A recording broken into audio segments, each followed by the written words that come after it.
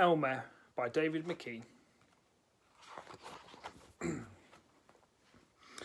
There was once a herd of elephants. Elephants young, elephants old, elephants tall or fat or thin, elephants like this, that or the other, all different but all happy, and all the same colour. All, that is, except Elmer. Elmer was different. Elmer was patchwork. Elmer was yellow and orange and red and pink and purple and blue and green and black and white. Elmer was not elephant colour. It was Elmer who kept the elephants happy. Sometimes he joked with the other elephants. Sometimes they joked with him. But there was even a little smile. It was usually Elmer who started it. One night, Elmer couldn't sleep for thinking. And the think that he was thinking was that he was tired of being different. Who ever heard of a patchwork elephant, he thought. No wonder they laugh at me.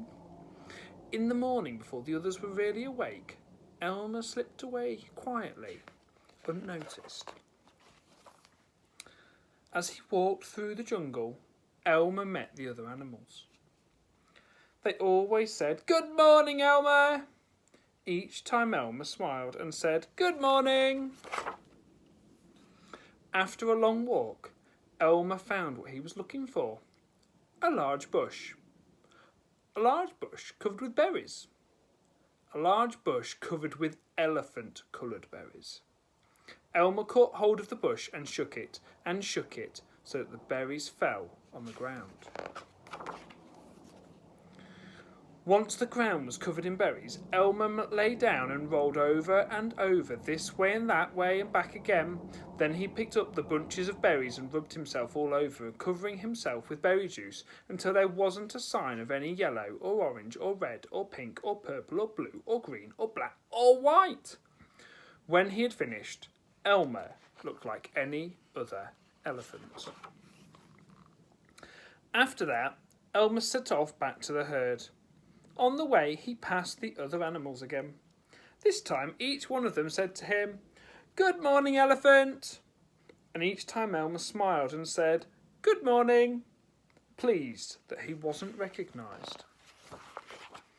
When Elmer rejoined the other elephants, they were all standing quietly. None of them noticed Elmer as he worked his way to the middle of the herd. But after a while, Elmer felt that something was wrong. But what? He looked around. Same old jungle, same old bright sky, same old rain cloud that came over from time to time, and lastly, same old elephants. Elmer looked at them. The elephants were standing absolutely still. Elmer had never seen them so serious before. The more he looked at the serious, silent, still standing elephants, the more he wanted to laugh. Finally, he could bear it no longer. He lifted his trunk and at the top of his voice shouted, "Boo!"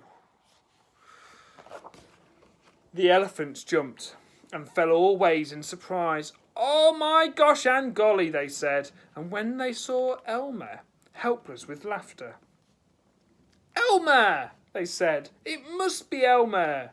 Then the other elephants laughed too, as they had never laughed before. As they laughed, the rain cloud burst, and when the rain fell on Elmer, his patchwork started to show again. The elephants still laughed as Elmer was washed back to normal. "Oh, Elmer," gasped an old elephant, "you've played some good jokes, but this has to be the biggest laugh of all. It didn't take you long to show your true colours." "We must celebrate this day every year," said another. "This will be Elmer Day. All elephants must decorate themselves, and Elmer will decorate himself elephant colour." And that is exactly what the elephants do. One day a year they decorate themselves and parade. And on that day, if you happen to see an elephant, ordinary elephant colour, you will know it must be Elmer.